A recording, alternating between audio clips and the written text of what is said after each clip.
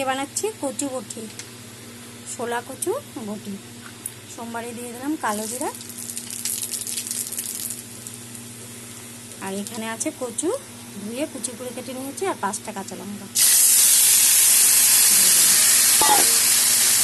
এখন দেবো লবণ, আর দিয়ে দিলাম হলুদ, আধা চামচ হলুদ, আধা চামচ লবণ।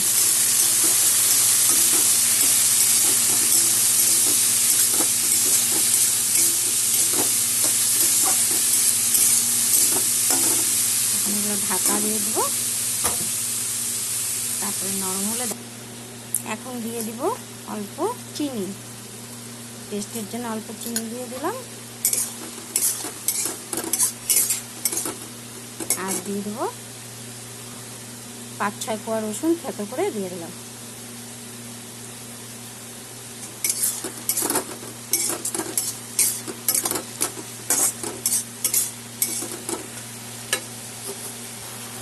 আমার কচু বটি হয়ে গেছে, তাহলে একদম করে বানাবে, বানিয়ে খাবে, খেয়ে বুঝবে কেমন হচ্ছে। হাতের সাথে খেতে খুব ভালো হয়, অসাধারণ একটা রেসিপি। সিম্পল।